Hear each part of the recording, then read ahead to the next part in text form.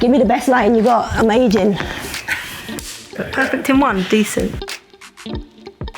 Being the most capped England player, I just loved playing for England. I loved putting the shirt on. Didn't ever want to retire from the game. Didn't ever want to never be called up for England. I enjoyed every moment. I think, always an honour to put the shirt on. Used to come off the pitch and hope that fans, whether I was good or bad, could see how much it meant to me to play for England. I grew up on an estate in Battersea. Yeah, mad Chelsea household. My uncle used to take the four of us over to Stamford Bridge every weekend, or every home game, should I say. And it kind of got me a taste for football, and I used to come home straight on the estate, and my two brothers would always play. Me and my sister would take part. So youth clubs back then when I was a kid were key for me to get that exposure. It was actually where I got picked up as a young footballer. I was made a five-a-side team with 5 of my youth club girls. We went to a tournament, a local tournament in Roehampton, Dover House Road, and there happened to be some Fulham scouts there. It was at 17. Nearly 18 when I become homeless. A little bit through choice, stubbornness, independence. Some would think it was a difficult situation. For me, I think football made the situation comfortable. I had a focus. My England roommate Rachel Brown, which was also my teammate at Everton, a little bit into it. I didn't tell her from the off, but once I told her, most supportive in all areas. Probably for me the best roommate that I could have had at that time to kind of help me through or navigate my way through that kind of journey. Football was all I wanted, and I would have done whatever I needed to do in order to get where I got. My first England call-up was a crazy one. I'd been in camp with the England under-18s, and Hope Powell said, "Can I speak to you?" and took me outside the hotel and was like, "Look, we've got a few injuries in camp. How do you feel about staying?" And I was trying to think of every excuse I could to not stay a part of the squad because I was petrified. Pretty much, I ended up staying in camp. I mean, it was an eye-opener. I was a young, maybe a little bit cocky, kind of full of myself, knew I was a good player or felt I was a good player. I ended up scoring on my debut, so that's kind of how my debut come. Very unexpected, lucky, right place, right time. Plenty of white shirts in the penalty area. Driven in, and it's there! Tremendous free kick. Larissa can do nothing about it. Scoring for England, I mean, I wasn't expecting to play. 2, I didn't expect to score. I kind of run and jumped and, one of those hands in the air. Terrible celebration. And to be fair, the 40 goals I did score for England, the celebrations didn't get any better. I mean, some of the players I got to play with, Tara Proctor, Karen Burke, we had some real good players. I think I was a lively character. That was difficult. I was outspoken. I was somebody that if the team wanted something, I needed to say it. I wasn't somebody that could hold back. I was there to try and be the best I could be and win what I could, whether it be for club or country. So I played in 4 Euros, 3 World Cups. The best tournament for me probably had to be the 2015. I ended up rooming with Lucy Bronze. I was quite an energetic anyway person, and she had a lot of energy, and she made me realise again why I played football, and it was about that inner kid coming out. And I think that whole tournament, it was a reminder that just be that kid, that freedom. The women winning the Euros 2022 was when the fans really took notice, and not just women football fans. I think football fans in general, they put respect on the women's game.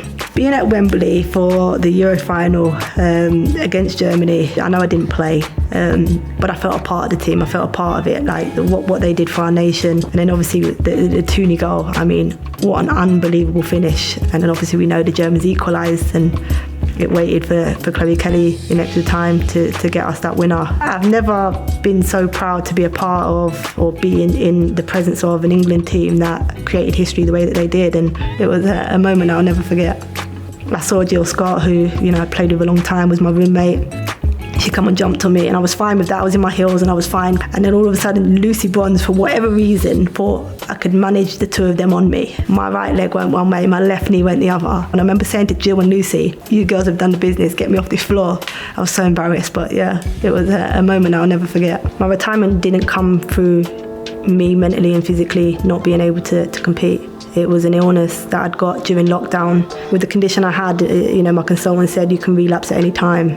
I then found out literally 3 games before retirement I had a tumour in my left knee. My last 3 games kind of strapped the knee up as best as I could and got on with it, which is what I did pretty much throughout my whole career. But it was nice to kind of finish at Chelsea against Chelsea, but I wasn't ready for it. But yeah, I think, sometimes, and as we all know, everything comes to an end, and that was my time to end.